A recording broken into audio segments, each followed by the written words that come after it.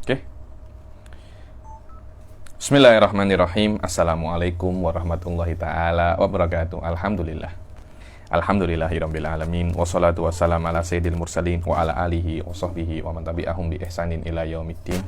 Nawaitu ta'alluma wa ta'lim wa naf'a wal intifa' wal ifadah wal istifadah wal hatha ala tamasuki bi kitabillahi ta'ala wa sunnati rasulihi wa du'a ilal huda wa dalalata alal khairi wa ibtigha'a mardatihi wa qurbihi wa thawabihi subhanahu wa ta'ala. Allahumma faqihna fid din wa alimna ta'wil. Rabbi shrah li sadri wa yassir li amri wahlul 'uqdatam min lisani yafqahu qawli waj'alni waziran min ahli. Bismillahirrahmanirrahim.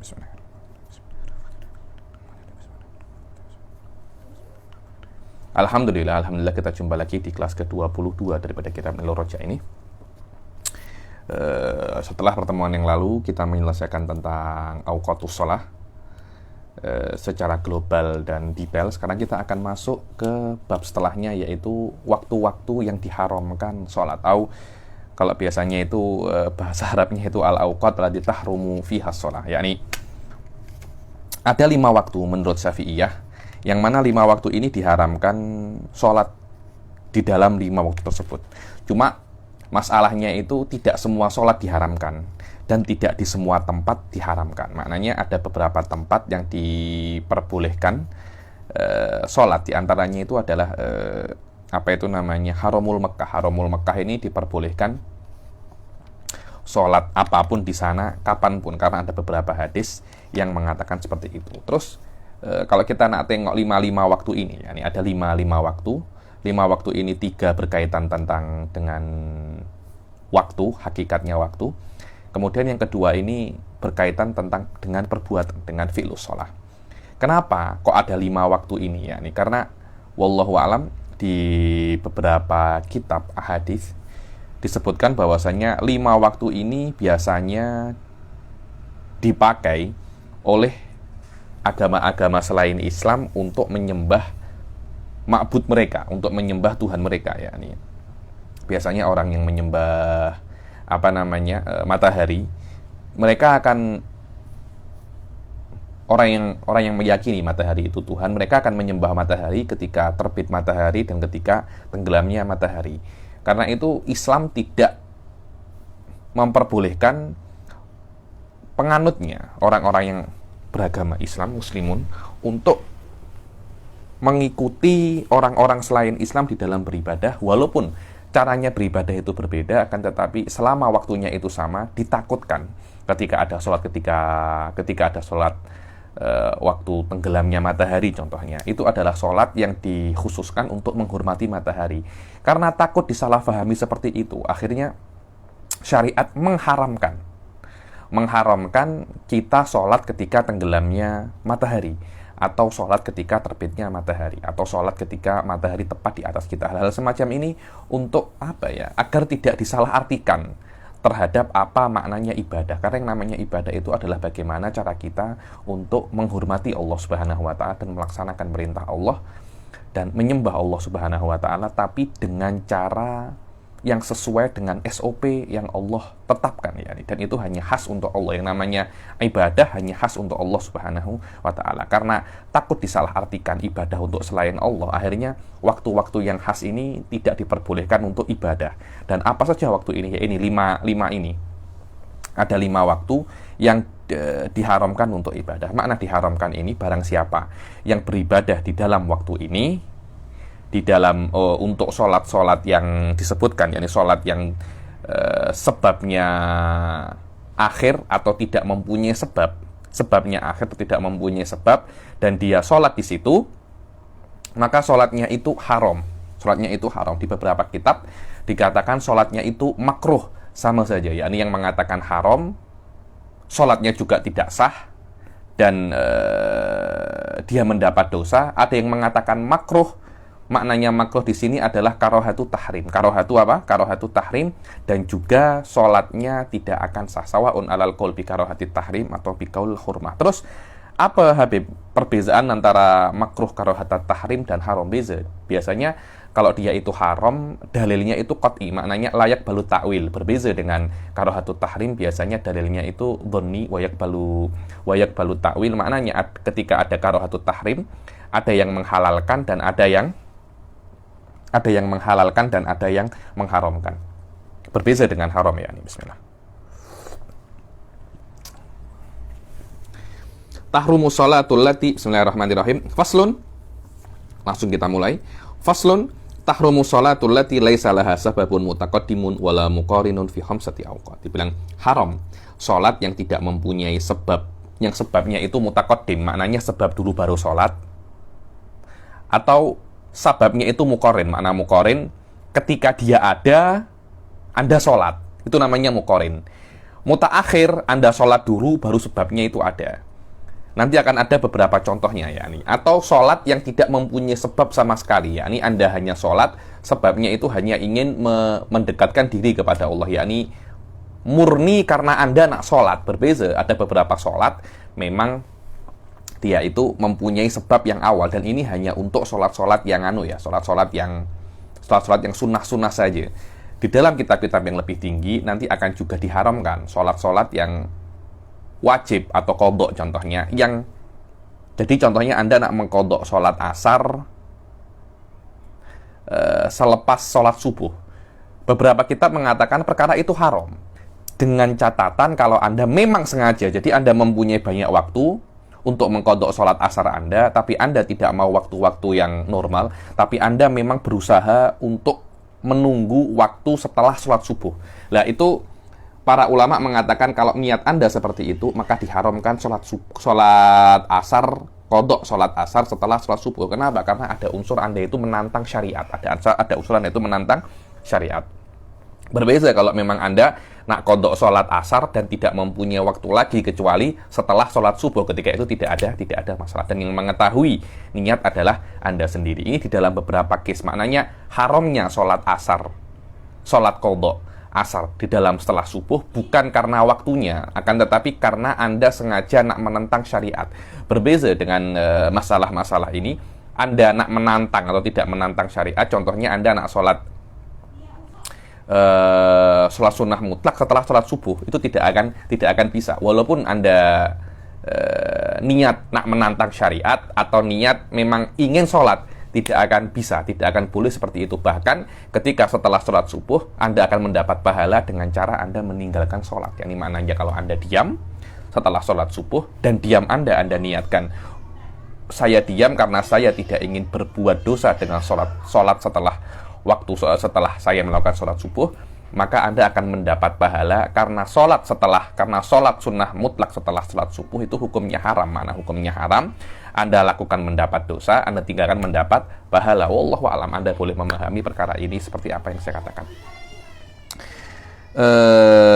Tahrumu sholatul lati laisa laha sababun mutaqaddimun wala muqarinun fi khamsati awqat. Dibilang haram sholat yang tidak mempunyai sebab, yang sebabnya itu sebelum sholatnya, atau sholatnya itu atau sebabnya itu bersamaan dengan sholatnya di 5 waktu. Makna al-makna anna sholata allati laisa laha sababun mutaqaddimun 'alaiha wala muqarinun laha bi an lam yakun laha sababun aslam kan naflil mutlaq au kana walakinnahu mutaakhirun anna. So, tengok bahwasanya sholat yang tidak mempunyai sebab mendahului daripada sholatnya atau sama, maksudnya berbarengan dengan sholatnya. Macam mana itu kalau sebabnya dia sholat itu tidak mempunyai sebab seperti sholat sunnah mutlak, atau sebabnya itu setelah sholatnya. Contohnya apa? Kal istikharah wal ihram wa sunnatil ihram. Macam mana istikharah itu dikatakan sebabnya itu mutaakhir? Karena Anda sholat dulu, setelah Anda sholat baru Anda meminta istikharah kepada Allah. Bukan Anda istikharah baru Anda sholat. Bukan seperti itu. Berbeza dengan sholat tahiyatul masjid. Anda masuk baru Anda sholat. Anda masuk baru Anda sholat. Sholat sunnah wudhu, Anda wudhu baru Anda sholat. Kalau sholat sunnah ihram, Anda sholat baru Anda ihram. Kenapa kok sholat yang sebabnya akhir hukumnya seperti tidak ada sebab? Karena sholat sunnah yang sebabnya akhir itu potensi sebabnya itu terjadi atau tidak. Contohnya sholat sunnah safar. Anda sholat dulu baru Anda safar. Saya nak pergi ke ke stasiun LRT contohnya. Sebelum atau nak stasiun bus, saya nak ke Johor, saya nak ambil bus, saya nak ke Johor. Bismillah. Saya nak ambil bus, saya nak ke Johor. Contoh saja ini. Kemudian saya sholat sunnah. Setelah saya sholat sunnah, saya subhanallah ada emergensi yang membuat saya tidak jadi untuk pergi ke Johor. Padahal sholat sunnahnya sudah terjadi, tapi safarnya itu cancel. Hal-hal semacam itu banyak terjadi karena potensi untuk safarnya itu atau sebabnya yang mutaakhir itu terjadi atau tidak itu besar. Karena itu sholat yang sebabnya setelah sholatnya dihukumi seperti sholat yang tidak mempunyai apa? Seperti sholat yang tidak mempunyai sebab. Karena sebabnya potensi terjadi cancel seperti case saya tidak jadi ke Johor padahal saya sudah sholat. Itulah sebab kenapa yang sebabnya akhir itu diikutkan hukumnya seperti sholat yang tidak mempunyai sebab. Aukana walakinnahu mutaakhirun anha kal istikharah wal ihram wa tahrumu wala tanakidu fi khamsati awqat. Dibilang maka orang yang sholat dengan sholat-sholat semacam ini, sholatnya akan haram dan tidak sah sholatnya di 5 waktu. 3 waktu berkaitan dengan zaman, yakni pure waktu. Yang kedua, kedua yang sisanya berkaitan tentang perbuatan. Wahyalati pada abiha wa itsnan bil fi'il wa humal akhiran. 3 yang awal pure murni berkaitan tentang waktu. Kedua yang terakhir berkaitan tentang perbuatan. Amallati laha sababun mutaqaddim kal faitah wal mandurah wa tahiyatul masjid wa sunnatil wudu wa sunnatit tawaf. Adapun salat-salat yang sebabnya itu lebih awal daripada salatnya seperti al-faitah. Apa itu faitah? Salat qadha. Anda tidak salat, Anda tersilap salat, terlupa salat duhur, kemudian Anda mengqadha. Itu bila-bila boleh. Selama Anda tidak bermaksud saya memang nak qadha setelah sholat subuh, sengaja Anda buat seperti itu yang tak boleh. Kal faitah wal mandurah, sholat bernadar, wa tahiyatul masjid, sunnatil wudu, sunnatit tawaf. Karena sunnatit tawaf itu Anda tawaf baru Anda sholat, Anda wudu baru Anda sholat, Anda masuk masjid baru Anda sholat. Dan adapun yang sebabnya itu muqarin kal istisqa. Adapun yang sebabnya itu bersamaan, jadi sebab bersamaan dengan sholatnya, sholat sunnah istisqa karena bersamaan adanya kekeringan baru Anda minta hujan. Begitu pula gerhana matahari dan gerhana bulan. Ja'alahuma Ibnu Hajar mimma sababuhu mutaqaddim. Dibilang sholat sunnah istisqa wal kusuf ini walaupun sebagian ulama itu mengatakan sebabnya itu muqarin, akan tetapi Imam Ibnu Hajar mengatakan 2 ini sebabnya itu mutaqaddim karena dia kekeringan dahulu baru Anda sholat. Kusuf dulu baru Anda sholat, walaupun sholatnya itu tidak boleh setelah kekeringan itu hilang atau setelah kusuf itu berhenti. Begitu pula kalau tak silap Ibnu Hajar pun mengatakan sholat sunnah tahiyatul masjid pun juga mutaqaddim kalau tak silap. Kenapa? Karena sholat sunnah tahiyatul masjid pun muqarin. Beberapa ulama mengatakan tahiyatul masjid ini muqarin. Kenapa? Karena Anda kena sholat dalam keadaan Anda masih di masjid. Dan sebagian mengatakan bahwasanya tahiyatul masjid mutaqaddim. Tak mungkin itu adalah pendapatnya Ibnu Hajar. Kenapa? Karena filsafatnya atau falsafatul uliyanya sama dengan kusuf dan istisqa. Tahiyatul masjid dahulu, baru Anda itu sholat. Baru Anda itu sholat. Dalam keadaan Anda di masjid. Kekeringan dulu, baru Anda sholat. Sebelum kekeringan itu hilang. Gerhana dulu, baru Anda sholat sebelum gerhana itu selesai. Selama seperti itu, maka dikatakan dia itu sababuhu mutaqaddim. Yang mengatakan bahwasanya Anda diperbolehkan sholat dalam keadaan sebabnya itu belum selesai, dan setelah sebab itu terjadi dikatakan itu muqarin, maka tahiyatul masjid pun juga mengatakan dia itu muqarin. Wallahu a'lam, mungkin Imam Romli yang mengatakan bahwasanya tahiyatul masjid itu diantara sebab-sebab yang muqarin, karena yang terjadi dalam tahiyatul masjid sama dengan yang terjadi di dalam istisqa wal kusuf. Yahtaju ila ta'akud di dalam kutubnya Ibn Hajar wa Romli. Akan tetapi sawaun alal qaul Ibn Hajar wa Romli, tahiyatul masjid wal istisqa wal kusuf tidak diharamkan di dalam 5 waktu tersebut. Fala yahrumani fi syai'in min hadhil awqat. Hadza kulluhu fi ghairi harami Makkah amma fihi fala tahrima mutlaqan. Semua salat-salat yang diharamkan ini kalau dia itu di selain haram Makkah, di selain Masjidil Haram, bukan Masjidil Haram tapi di dalam haram. Haram itu lebih kawasan haram itu lebih luas daripada Masjidil Haram. Wallahu a'lam. Yang pertama apa? Inda tulu isyamsi hatta tartafi'a qadra rumhin. Ketika matahari itu mulai terbit, makna terbitnya matahari sudah saya katakan di dalam kelas-kelas yang lampau. Di dalam fikih, makna terbitnya matahari itu walaupun terbit hanya sikit, yakni bola mataharinya itu walaupun terbit, masih sikit terbit, dikatakan dia itu sudah terbit. Berbeza dengan tenggelamnya matahari. Tenggelamnya matahari itu dikatakan dia itu tenggelam kalau sudah sempurna tenggelam. Maknanya, mulai daripada matahari terbit sikit, sampai dia itu satu galah, kalau orang-orang Malaysia cakapnya itu satu galah, atau seujung tombak kalau orang-orang Indonesia cakap. Bukan satu tombak hakiki, satu tombak daripada aspek pandangan kita. Hakikatnya terbitnya bukan semacam itu. Terbit matahari atau tenggelam matahari itu sebagai ungkapan menurut apa yang kita lihat, tapi hakikatnya matahari tidak terbit dan matahari tidak tenggelam. Tidak tenggelam itu hanya ungkapan saja. Karena itu hati-hati ya.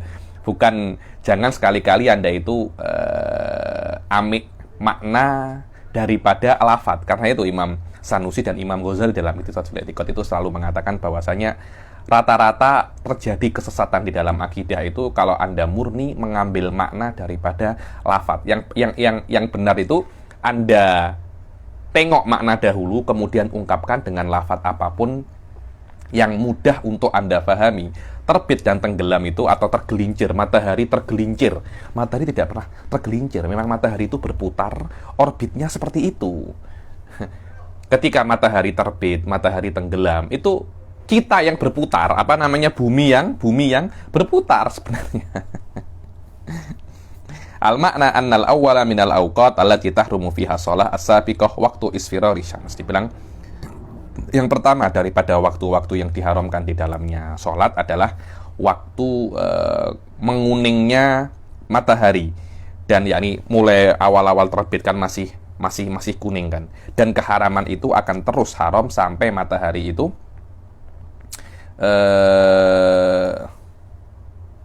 terbit dan terangkat kira-kira sekadar qadra sab'ati adru, 7 hasta, 7 lengan, takriban fima yadharulana, dari pandangan kita, bukan hakikatnya seperti itu, tapi dari pandangan kita macam sudah terangkat kira-kira 7 lengan. Yang kedua, indal istiwa fi ghairi yaumil jum'ah hatta tazul. Yang kedua adalah ketika istiwa. Mana istiwa itu adalah matahari itu tepat di atas kepala kita, yang mana waktu zuhur itu akan masuk ketika setelah istiwa itu matahari tergelincir sedikit ke kanan sedikit atau ke barat sedikit. Yang dinamakan waktu itu adalah waktu zawal. Ketika matahari tepat di atas kita, itu namanya adalah waktu istiwa. Namanya adalah waktu istiwa, dan kira-kira itu sekejap saja, hanya 2-3 second. Karena Rasul Shallallahu Alaihi Wasallam ketika cakap pasal waktu istiwa, sahabat tanya, apakah sekarang waktu istiwa? Naam, la, bas. Yakni kira-kira waktu istiwa itu hanya beberapa second saja. Maknanya diharamkan sholat pada waktu istiwa itu adalah Anda melakukan takbiratul ihram di situ. Itu dia. Oh, sekarang istiwa, Allahu Akbar. Nah, itu yang haram. Karena kalau sholat di waktu istiwa itu tidak akan mungkin. Kenapa? Karena sholat memerlukan waktu yang lebih panjang daripada waktu istiwa itu sendiri. Yang mana waktu istiwa itu cuma 2 atau 3 second, sedangkan sholat itu memerlukan minimal 2-3 menit. 2-3 menit. Karena itu para fuqaha mengatakan bahwasanya diharamkan sholat di waktu istiwa, maknanya adalah Anda melakukan takbiratul ihram, iqa'u takbiratul ihram fi waqtil istiwa. Itu yang apa namanya? Itu yang diharamkan. Dan iqa'u takbiratul ihram fi waqtil istiwa itu diharamkan di selain waktu Jum'ah. Adapun waktu Jum'ah bebas. Yakni bila-bila tidak ada waktu haram yang nomor 2 ini tidak ada. Al-makna an-nathaniya minal awqat allati tahrumu fiha sholatu sabiqah waktu bulughi syamsi wasatus sama wa yastamirru tahrim ila an tazul. Dibilang waktu yang kedua daripada waktu-waktu yang diharamkan sholat di dalamnya adalah waktu istiwa, yakni ketika matahari tepat di atas kita dan akan terus sampai zawal. Dan di exception, dikecualikan waktu istiwa itu ketika hari Jumat, karena ketika hari Jumat itu tidak haram untuk sholat apapun ketika istiwa, walaupun untuk orang yang tidak hadir Jumat, contohnya dia sakit atau musafir atau perempuan, tidak ada masalah. Dan waktu yang ketiga adalah indal isfirar hatta tagrub. Mana isfirar adalah ketika matahari itu sudah menguning sampai tenggelam secara sempurna. Yang ketiga daripada waktu yang diharamkan di dalamnya itu sholat adalah ketika matahari itu sudah menguning, yakni kira-kira akhir-akhir waktu asar. Walau mimman lam yusallil asar, walaupun terhadap orang yang belum sholat asar. Tapi kalau Anda nak sholat asar di situ tidak ada masalah. Tapi kalau Anda nak sholat sunnah mutlak di situ haram. Dan keharaman ini akan terus sampai matahari itu tenggelam secara sempurna. Dan yang keempat daripada waktu yang diharamkan di dalamnya itu sholat yang berkaitan dengan fi'il bukan dengan zaman. Apa itu? Adalah waktu setelah sholat subuh. Jadi kalau di sini di Malaysia ini setelah subuh masuk waktunya itu pukul 6.15 kira-kira. 6.15 masuk sholat subuh. Kalau ada orang sholat subuh di masjid contohnya, mungkin biasanya masjid itu adzan 6.15, 10 menit setelah itu akan iqomah, maknanya dia akan selesai sholat subuh 6.30. Contoh saja. Bismillah. Akan selesai sholat pukul berapa? Pukul 6.30. Setelah 6.30, dia tidak boleh sholat sunnah apapun sampai terbitnya matahari kira-kira 7 sampai matahari itu terbit dan terangkat kira-kira 7 lengan. Walaupun masih gelap, cuma sampai terbitnya matahari itu berkaitan dengan sholat subuh. Mulai terbitnya matahari sampai sampai 1 galah atau 7 lengan itu berkaitan dengan zaman. Yang keempat daripada waktu-waktu yang diharamkan di dalamnya itu sholat adalah setelah fi'li. Bukan setelah masuk waktu subuh ya, bukan. Setelah melakukan sholat subuh. Setelah melakukan sholat subuh yang al-muskitoh lil qadha liman sholaha. Sholat subuh yang mana sholat subuh itu membuat Anda tidak wajib untuk mengkodoknya lagi. Berbeza kalau Anda sholat subuh kemudian sholat subuhnya ini tidak sah, kan maknanya Anda wajib untuk mengkodoknya. Lah kalau Anda sholat subuh dengan sholat yang tidak sah, maka setelahnya Anda masih bisa untuk sholat sunnah, wallahu alam. Dan dulu ketika saya belajar Bulughul Maram, ketika saya di Ahqaf, di Bulughul Maram itu disebutkan bahwasanya ada waktu ke-6. Waktu ke-6 itu tidak disebutkan di sini. Waktu ke-6 yang diharamkan di dalamnya itu sholat,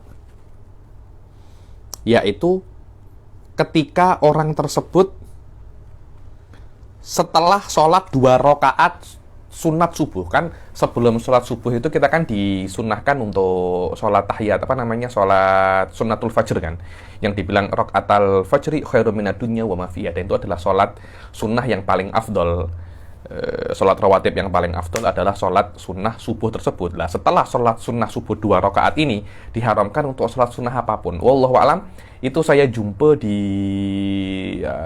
Bulughul Maram di Subulus Salam kata silap. Syarah Bulughul Maram disebutkan hal semacam itu, tapi di kitab-kitab disebutkan hanya 5 saja. Tapi karena saya baca itu sampai sekarang setelah sholat sunnah fajar saya tidak pernah sholat sunnah lagi. Saya takut hadaron, yakni daripada melakukan perkara-perkara yang haram. Wa yastamirru tahrim ila an tatlu asyams. Yang keempat ini tahrimnya itu continue terus berterusan sampai matahari itu terbit. Setelah matahari terbit akan ada haram lagi, tapi haramnya itu tidak berkaitan dengan sholat subuh, tapi berkaitan dengan perkara yang lain, yaitu dengan zaman, yakni setelah terbitnya matahari sampai matahari itu terangkat 7 hasta, 7 lengan, itu haram berkaitan dengan zaman. Yang keempat ini yang haram berkaitan dengan fi'il, dengan perbuatan. Dan yang terakhir, di antara waktu-waktu yang diharamkan di dalamnya itu sholat. Waktu-waktu yang diharamkan di dalamnya itu sholat adalah setelah sholat asar sampai tenggelamnya matahari. Makna annal khamisa minal awqat allati tahrumu fiha sholatu sabiqah ba'da fi'li sholatil asri al-muskitati lil qadha liman shallaha walau kanat majmu'atan jam'at takdim wa yastamirru ila an tagruba syams. Dibilang yang kelima daripada waktu-waktu yang diharamkan di dalamnya itu sholat adalah setelah Anda melakukan sholat asar. Jadi kalau di sini masuk asar itu kira-kira pukul 4.30. Setelah Anda sholat asar, macam saya sekarang sudah sholat asar, saya diharamkan untuk sholat apapun sampai matahari itu tenggelam, tenggelam secara sempurna. Walaupun kalau seumpamanya saya ini musafir dan saya sholat jamak takdim asar. Sholat jamak takdim asar maknanya saya sholat asar pada waktu zuhur. Setelah sholat asar tersebut kan masih pada waktu zuhur ya. Jamak takdimnya kan pada waktu zuhur. Maknanya setelah saya sholat asar pada waktu zuhur, saya diharamkan untuk sholat sunnah yang tidak mempunyai sebab atau sebabnya itu mutaakhir sampai tenggelamnya matahari. Bahkan boleh saya ekstrim, saya mendapat pahala dengan saya berniat untuk tidak sholat pada saat itu. Maknanya kalau sekarang kita semua berniat bahwasanya saya sekarang ini tak sholat bukan karena saya malas, yakni saya tak sholat karena saya mentaati perintah Allah untuk meninggalkan sholat apapun, terutama sholat-sholat yang tidak mempunyai sebab atau sebabnya mutaakhir setelah sholat asar. Niscaya Anda itu mendapat pahala tarkul haram, mendapat pahala tarkul haram. Dan ini adalah kehebatan niat ya, yang sudah sering saya jelaskan di dalam kitabun niyat. Wa yastamirru ila an tagruba syams, dan akan terus waktu ini akan haram sampai matahari itu tenggelam secara sempurna. Fasal yang setelahnya adalah sakatatus shalah, yakni sakatatus shalah ini adalah di dalam sholat Anda disunahkan untuk diam, agar ada semacam pemisah antara sebelum diam dan setelah diam. Dan itu ada 6, makanya disunahkan Anda diam sejenak di dalam sholat agar terpisah antara perkara sebelum diam dan perkara setelah diam. Wa fil haqiqah, sebenarnya di dalam sholat itu tidak ada yang namanya diam. Karena di dalam sholat adalah tempat untuk berzikir dan tempat untuk berdoa. Akan tetapi ada beberapa hal yang ditakutkan rukun mungkin dia akan akan tercampur dengan sunnah. Karena itu disunnahkan untuk diam sejenak. Tengok, faslun sakatatu sholati situn. Ada disunnahkan diam sejenak, saktah, yakni diam sejenak di dalam sholat itu ada 6 tempat. Yang pertama adalah baina takbiratil ihram wa du'ail iftitah. Baina takbiratil ihram wa du'ail iftitah. Allahu Akbar. Allahu Akbar. Jadi antara Allahu Akbar dan doaul iftitah disunahkan Anda diam sejenak agar tidak dikira takbiratul ihram itu bagian daripada du'aul iftitah. Kenapa? Karena takbiratul ihram itu wajib, du'aul iftitah itu sunnah. Sedangkan di dalam du'aul iftitah pun juga ada Allahu Akbar kabira, ada Allahu Akbar juga. Tapi Allahu Akbarnya takbiratul ihram, bukan Allahu Akbarnya du'aul iftitah. Karena itu disunnahkan untuk diam sejenak. Allahu Akbar. Allahu Akbar kabira, walhamdulillahi katsira wa subhanallah. Kemudian yang kedua adalah baina du'ail iftitah wa ta'awudz. Nah, setelah du'aul iftitah, inna sholati wa nusuki wa mahyaya wa ana minal muslimin, baru kan membaca apa? Al-Fatihah. Lah, wa ana minal muslimin itu diam dahulu. Wa ana minal muslimin. A'udzubillahi minasyaitonirrajim. Bismillahirrahmanirrahim. Agar tidak tercampur antara doaul iftitah dan at-ta'awud. Kenapa? Karena at-ta'awud sudah tidak ada kena-mengena dengan doaul iftitah. Kalau seumpamanya digabung langsung, disambung langsung, ditakutkan nanti difahami bahwasanya ta'awud ini adalah bagian daripada doaul iftitah. Begitu pula antara ta'awud dan al-fatihah juga ada saktah. Kenapa? Karena mulai a'udzubillahi minasyaitonirrajim. Diam sejenak. Bismillahirrahmanirrahim. Kenapa? Karena bismillahirrahmanirrahim adalah perkara yang wajib, sedangkan ta'awud adalah perkara yang sunnah. Jangan sampai disambung begitu saja. Kenapa? Karena ketika disambung, orang-orang itu akan mengira bahwasanya ta'awud ini bagian daripada apa? Ta'awud ini bagian daripada Al-Fatihah. Padahal ta'awud ini adalah perkara yang sunnah. Mulai bismillahirrahmanirrahim adalah perkara yang wajib.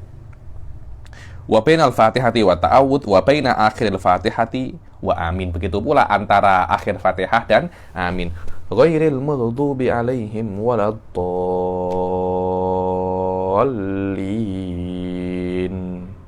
Diam. Makmumnya yang diam dulu. Amin. Saya tuh sering jumpa di masjid itu waladdallin. Belum apa namanya, imamnya belum selesai lin, masih lin. Amin. Saya tertawa aja. Loh, apakah batal Habib? Tidak batal, tapi tidak mendapat sunnah. Sunnahnya adalah setelah waladdallin, diam sejenak, baru amin, agar tidak dikira amin itu bagian daripada apa? Al-Fatihah. Kemudian baina amin wasurah. Baina amin wasurah. Antara amin setelah amin. Disunahkan untuk imam untuk diam dahulu. Imam jangan langsung apa? Jangan langsung membaca surat, diam dulu. Kasih kesempatan makmum untuk membaca Al-Fatihah. Kira-kira diamlah sekadar Al-Fatihah. Kalau Anda merasa makmum sudah mempunyai kesempatan untuk membaca Al-Fatihah, barulah Anda membaca surat. Yang keenam adalah antara surat dan ruku. Contohnya Anda membaca Qul huwallahu ahad, Allahu samad, lam yalid wa lam yulad wa lam yakul lahu kufuwan ahad. Allahu akbar. Jangan walam yakul lahu kufuwan ahad. Allah. Jangan semacam itu. Disunahkan untuk diam. Dari 6 ini, semuanya itu disunahkan untuk diam qadar subhanallah. Kecuali yang nomor 5 ini, antara amin wa surah, disunahkan untuk diam sekadar Al-Fatihah. Untuk memberi kesempatan bagi makmum untuk membaca Al-Fatihah. Agar makmum juga mempunyai kesempatan untuk mendengar bacaan imam surat. Istamala hadzal faslu ala bayani anna sakatati allati yusannu lil musalli an yaskutaha fi sholati sittun wa ala bayani mawadi'iha wa huwa ghaniyun an isyarah wa kulluha bi qadri subhanallah. Dibilang 6 ini adalah tempat di mana disunahkan musolli untuk diam dan tidak perlu dijelaskan katanya. Jelas sangat katanya. Dan semuanya bi qadri subhanallah kecuali yang di antara amin wa surah, yaitu yang nomor 5 tadi itu. Maka imam disunahkan di dalam jahriyah itu untuk memanjangkan saktah itu bi qadril al-Fatihah, untuk membaca, untuk memberi kesempatan bagi makmum, untuk membaca apa? Untuk membaca Al-Fatihah. Faslun al-arkan allati talzamu fiha tuma'ninatu arba'atun. Dibilang rukun-rukun yang wajib tuma'ninah itu ada 4, dan ini sudah dijelaskan di dalam arkanus shalah. Kita hanya baca saja. Yang pertama adalah ruku' dan i'tidal wasujud wal julus bainas sajdataini. Adapun tuma'ninah itu adalah sukunun ba'da harakatin bihaitsu yastaqirru kullu udwin mahallahu biqadri subhanallah. Bilang tuma'ninah adalah diamnya setelah Anda bergerak, sekiranya gerakan tersebut itu ada jeda dan a'dha itu yastaqir, tenang dahulu, kullu udwin itu di tempatnya. Maknanya ketika Anda itu rukuk, semua bagian tubuh Anda itu tenang di rukuk dengan kadar apa? Subhanallah, dengan kadar subhanallah.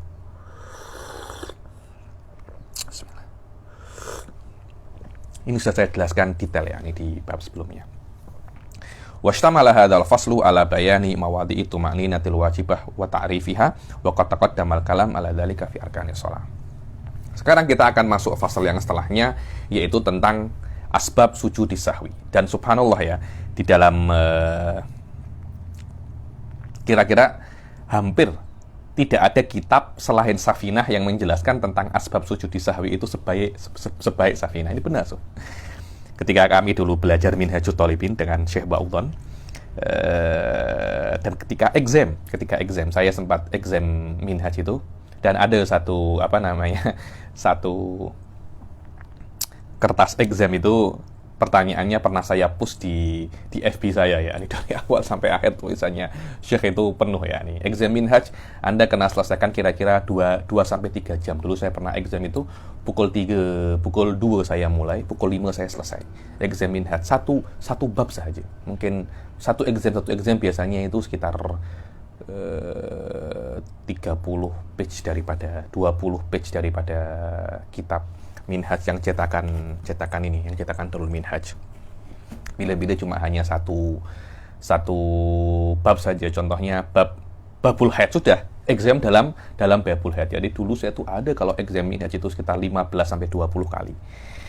Ketika di dalam sujudus sahwi ini pasti Syekh Ba'udhan itu dan kami juga akan merujuk di dalam Safinah. Subhanallah, yakni ketika saya tanya kepada guru-guru saya, kenapa walaupun kita sudah di Minhaj, kenapa kita itu merujuk di dalam masalah sujud sahwi ini dalam kitab-kitab yang kecil, bahkan dalam kitab-kitab yang basic. Safinah ini Anda tidak boleh berfatwa menggunakan Safinah, tapi Safinah itu hanya sebagai prepare untuk Anda masuk Minhaj. Kalau memang sudah ada Minhaj, kenapa kita kembali ke Safinah lagi?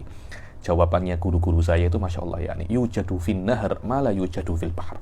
Yakni di sungai ada, kadang-kadang Anda akan jumpa sesuatu di sungai yang Anda tak jumpa di laut. Memang benar, Suf.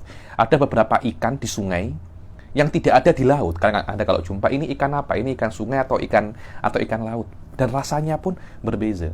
Ketika kami di Minhaj, di dalam bab asbab sujudi sahwi ini, kami akan kembali ke Safinatun Najah. Sampai Syekh Muhammad bin Ali Al-Khatib membuat talkhis dan risalah di dalam sujud sahwi ini, dan alhamdulillah saya sudah baca risalah itu, ada di YouTube. Anda boleh tengok di YouTube. Masalah sujud sahwi ini saya jelaskan secara detail sangat dari risalah tersebut. Anda boleh tengok dari risalahnya ada PDF-nya. Anda boleh tengok dari awal sampai akhir, dan kalau Anda memahami risalah itu, bab sujud sahwi akan sangat mudah sekali. Dan bab sujud sahwi ini para asatidzah itu mengatakan di antara bab yang paling susah di Kitabul Ibadat adalah bab sujud sahwi ini. Tapi kalau Anda memahami risalah Syekh Khatib, saya tak kira itu akan menjadi bab yang susah. Memang masail dia banyak, akan tetapi bisa untuk difahami. Menurut saya ada masalah-masalah yang lebih susah daripada sujud sahwi, di antaranya kalau saya tentang tayamum. Itu masih sedikit susah tayamum itu karena praktikalnya tidak banyak. Kemudian masalah tuh suwaril qudwah, ada sekitar 35 suwar qudwah. Itu mungkin lebih susah daripada sujud sahwi. Cuma di dalam bab-bab yang kitab-kitab yang basic, bab sujud sahwi ini memang challenge untuk thalabah mubtadiin untuk memahaminya. Walakin ala kullin, yakni saya sudah menjelaskan berkali ini secara detail di Muqaddimah Hadramiyah. Silahkan dirujuk di dalam YouTube, ada secara sempurna. Di dalam kitab ini nahnu sanaktasir, kita akan hanya baca yang ada di dalam syarah, wala nata'adda wala natajawazahu. Kenapa? Saya takut nanti melebihi apa yang sudah diletakkan oleh para masyayikh untuk level mubtadiin. Faslun asbabu sujudi sahwi arba'atun. Dibilang fasal sebab kita itu sujud sahwi itu ada 4. Dan sujud sahwi itu adalah sujud setelah tasyahud akhir dan sebelum salam ya. Sebelum salam. Harus dan mesti 2 kali sujud. Tidak boleh 1 kali sujud. Tidak ada sujud satu kali di dalam syariat kecuali dua saja. Satunya sujud syukur, satunya sujud tilawah. Sujud selain sujud syukur dan sujud tilawah harus dua, mesti dua sujud. Dia tidak boleh satu sujud. Jadi kalau ada yang mengatakan, oh sujud sahwi satu sujud, itu salah. Sujud sahwi kena dua kali sujud. Setelah Anda sujud sahwi, baru Anda salam, ya, tidak usah mengulangi tasyahud lagi. Berbeda dengan Hanafiyah. Di Hanafiyah setelah sujud sahwi, Anda ulangi tasyahud lagi, Anda ulangi tasyahud akhir lagi. Dulu saya pernah sholat dengan Hanafiyah. Dia mungkin terlupa ba'du min ab'adi sholah, kemudian dia sujud sahwi. Setelah sujud sahwi, dia ulangi tasyahud akhir. Terus dia tertawa lihat saya, ya nih, hadza laisa ala madzhabi Syafi'i, ala madzhabil Hanafiyah. Indah Syafi'iyah, setelah sujud sahwi langsung salam dan tidak mengulangi tasyahudul akhir. Terus apa makna sahwi? Bilang as-sahwu secara bahasa itu maknanya an-nisyan, lupa. Akan tetapi secara syariat, secara fikih, bukan maknanya sujud sahwi itu adalah sujud karena lupa, tidak. Maknanya sahwi di sini adalah mutlaqul khalal al-waqi' fi shalah. Ini penting sekali. Dulu ketika saya belajar exam minhaj pun hal ini ditanyakan. Apa makna sahwi? Mutlaqul khalal. Maknanya sebuah kholal, error, kerusakan yang terjadi di dalam sholat. Yang sebuah kekurangan yang terjadi di dalam sholat. Selama tolak ukur disunahkan sujud sahwi itu karena kekurangan, maknanya kekurangan yang terjadi karena Anda melakukan perkara-perkara 4 ini secara sengaja lebih teruk daripada kekurangan yang terjadi karena Anda meninggalkan perkara-perkara yang 4 ini, melakukan perkara-perkara yang 4 ini karena lupa. Karena kalau Anda memaknai sujud sahwi itu sebagai sujud karena lupa, maknanya kalau Anda melakukan asbab sujud sahwi itu karena sengaja, Anda tidak disunahkan sujud sahwi karena Anda sengaja, Anda tidak lupa, tidak semacam itu bisa, tidak semacam itu difahami. Kan tetapi yang maknanya sahwi itu adalah, yang maknanya sujud sahwi ini adalah kekurangan yang terjadi di dalam sholat.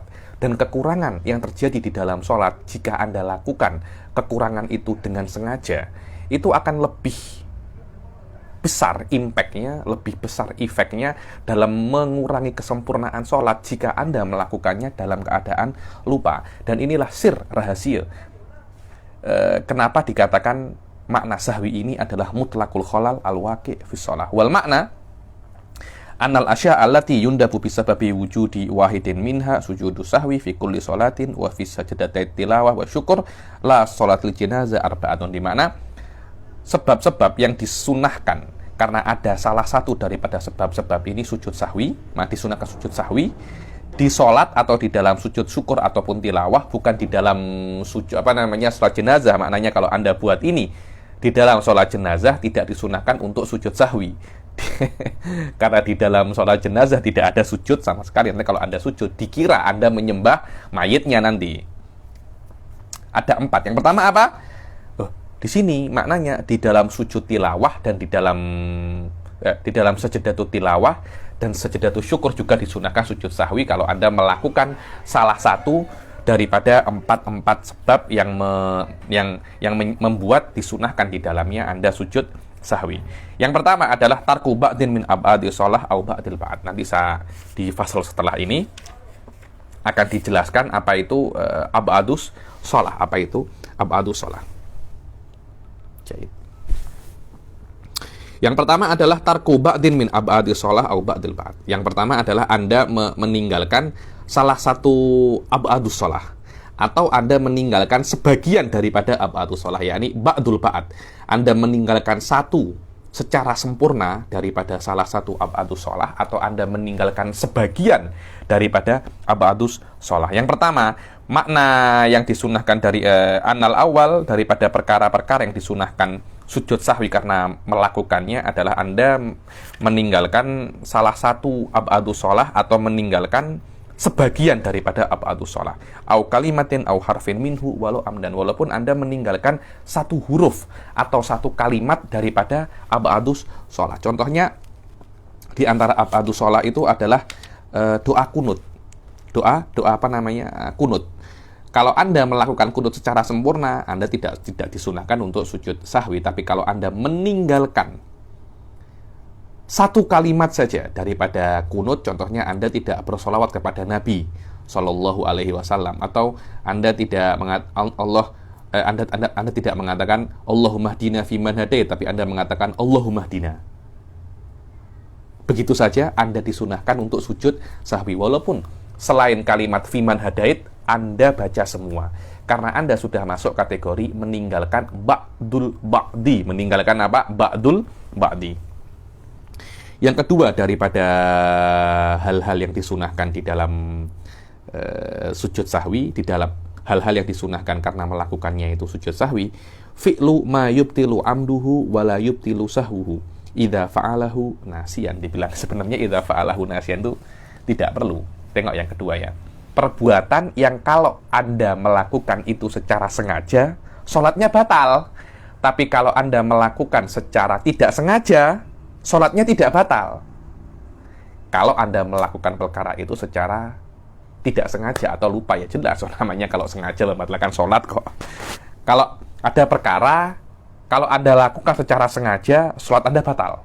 Tapi kalau tidak sengaja, sholat Anda tidak batal. Dengan catatan Anda melakukannya dalam keadaan lupa. Tapi kalau Anda melakukannya dalam keadaan lupa, sholat Anda tidak batal, tapi Anda disunahkan untuk melakukan apa? Sujud sahwi. Makna yang kedua daripada perkara-perkara yang disunahkan sujud sahwi karenanya adalah seorang musolli itu dalam keadaan nasi atau jahil, ma'dzuran syai'an amduhu mubtilun lisholah, yakni dia melakukan perkara yang jika secara sengaja maka perkara itu akan membatalkan sholat, tapi dia melakukannya dalam keadaan lupa atau tidak tahu, yakni ma'dzur. Apa? Ma'dzur. Akan tetapi kalau dia tidak sengaja, sholatnya tidak batal. Seperti apa? Kal aklil qalil wal kalam qalil. Seperti Anda makan sikit dan berkata perkataan yang sikit. Macam mana Habib? Tolak ukur sikit itu macam mana? Kalau makan sikit itu macam mana?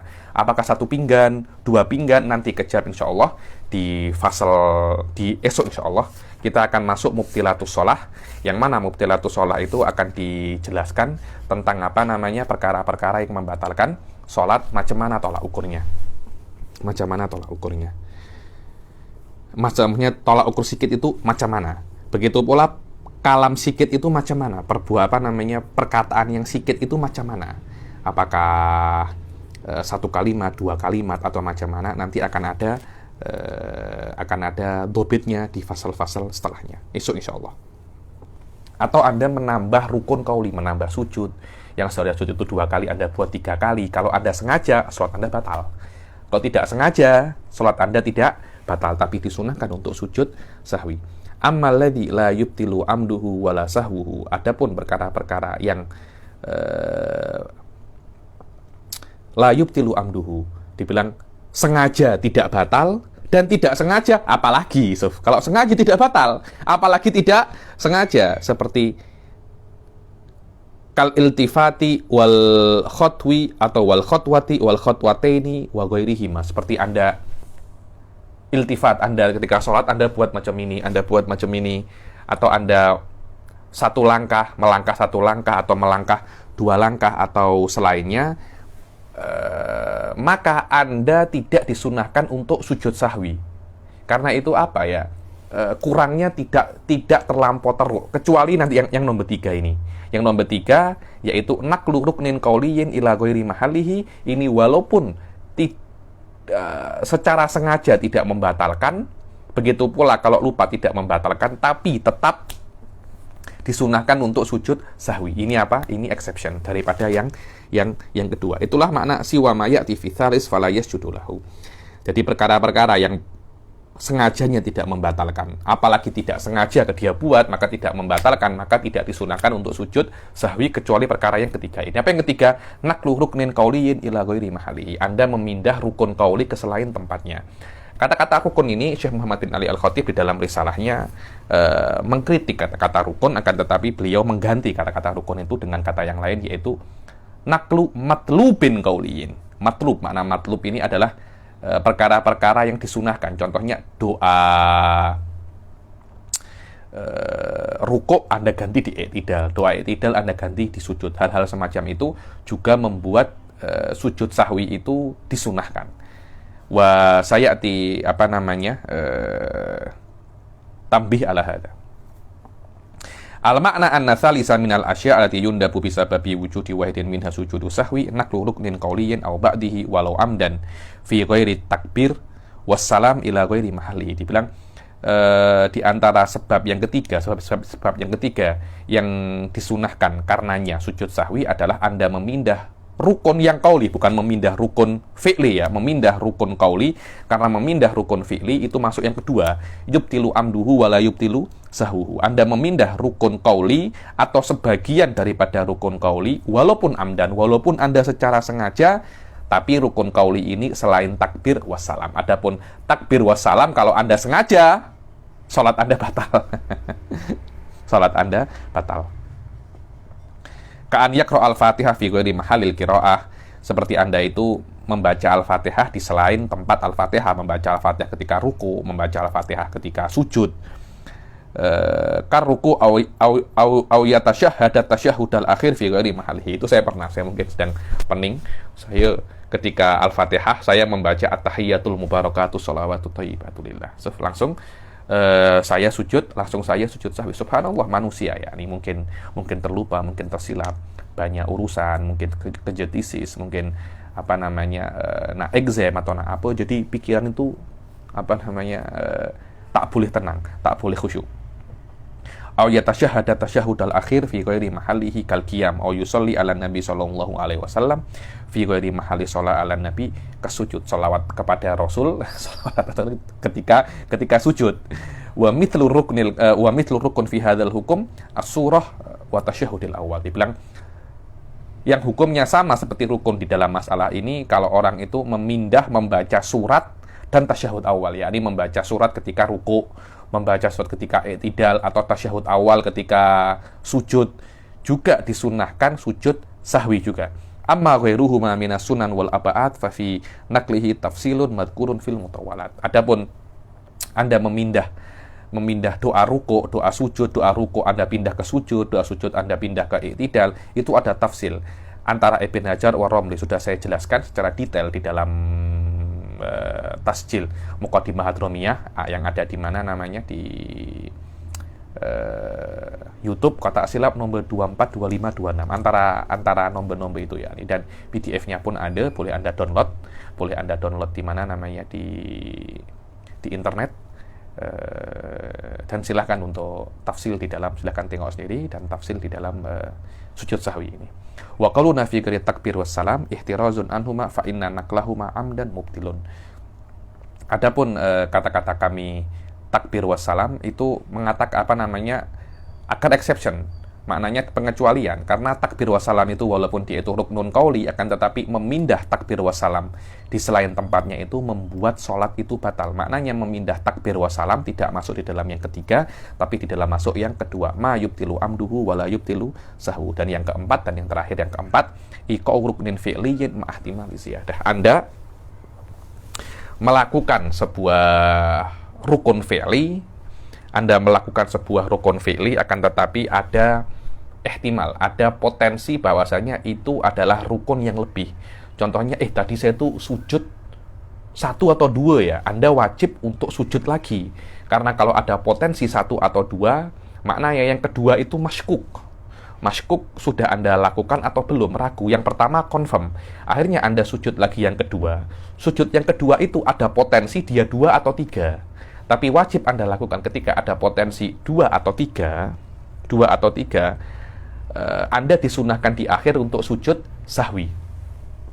Makna yang keempat daripada perkara-perkara yang disunahkan karenanya sujud sahwi adalah seorang musolli itu melakukan rukun fi'li daripada rukun-rukun sholat, dan dia ragu ketika dia melakukannya itu, ini rukun yang asli atau hanya rukun tambahan. Contohnya dia itu ragu-ragu, dia itu ruku atau sujud apa tidak ya? Tadi saya sudah ruku atau tidak ya? Wajib Anda untuk ruku. Tadi saya sujud atau tidak ya? Wajib Anda untuk sujud. Tapi ketika Anda sujud atau Anda rukuk, itu ada potensi. Potensi ini adalah rukuk lebih atau potensi rukuk yang asli. Cukup ada potensi menjadikan Anda disunahkan untuk sujud sahwi. Kalau seumpamanya itu lebih, maka sujud sahwi kalau seumpamanya rukuk itu lebih, maknanya kan Anda sudah menjadikan ziyadatu ruknin fi'liyin, dan itu yubtilu amduhu wala yubtilu sahwuhu. Maknanya itu adalah kholal, dan sujud sahwi akan menampal kekurangan tersebut. Kalau memang itu adalah rukun yang asli, maka sujud sahwi Anda akan menjadi irghaman li syaitan, akan menjadi sebab marahnya setan, dan membuat marah setan itu perkara yang baik ya nih. Fa innahu yajibu alaihi an ya'tiya bihi wa in kana yahtamilu an yakuna zaidan. Maka dia wajib untuk melakukan sujud sahwi walaupun ada potensi sujud itu apa? Maka dia wajib untuk ya'ti bihi, bukan sujud sahwi ya. Dia disunahkan untuk buat rukun yang dia ragu tersebut. Kalau seumpamanya rukun yang dia ragu itu yahtamilu ziyadah, maka disunahkan dia untuk sujud sahwi setelahnya. Wa yasjudu nadban li sahwi. Amma law taraddada fi ziyadah ba'dal fi'il ka'an syakka. Adapun kalau dia itu taraddudnya itu setelah dia berbuat, contohnya dia itu tasyahud. Dia itu ragu apakah dia itu tasyahud akhir atau tidak, atau dia itu tadi itu sholat 4 atau 5. Setelah dia salam, tidak ada masalah. Tidak ada tidak ada masalah. Assalamualaikum warahmatullah. Tadi itu saya tasyahud apa tak ya? Tadi itu saya tuh sholat 4 apa 5 ya? Tidak ada masalah. Kenapa? Karena adh-dhahir mudiyuhu ala sihhah. Ini adalah setelah ibadah itu selesai, maka qaidahnya itu adh-dhahir mudiyuhu ala sihhah. Tapi ketika ibadah itu belum selesai, al-asal adam asyakku la yutraku al-yakinu la yutraku bisyak. Al-yakinu la yutraku bisyak. Sebelum ibadah itu selesai, qaidahnya itu al-aslul adam atau al-yakinu la yutraku bisyak. Setelah ibadah itu selesai, maka qaidahnya adalah adh-dhahiru mudiyuhu ala sihhah. Maka tidak disunahkan anta kembali ke sholat lagi dan mengulangi tidak disunahkan anda kembali ke sholat lagi untuk sujud sahwi. Ada sebuah kaidah yang bagus di sujud sahwi ini yang sudah sering saya sebutkan di dalam kitab-kitab ketika saya mengajar. Sujudus sahwi yujbirul khalal al-waqi' qablahu wa ba'dahu wa fihi la nafsahu. Sujud sahwi itu akan menambal kholal, kekurangan yang terjadi sebelum dia sujud sahwi walaupun banyak. Jadi Anda sebelum sujud sahwi Anda buat 4 kesalahan, 4 sebab ini Anda buat semua.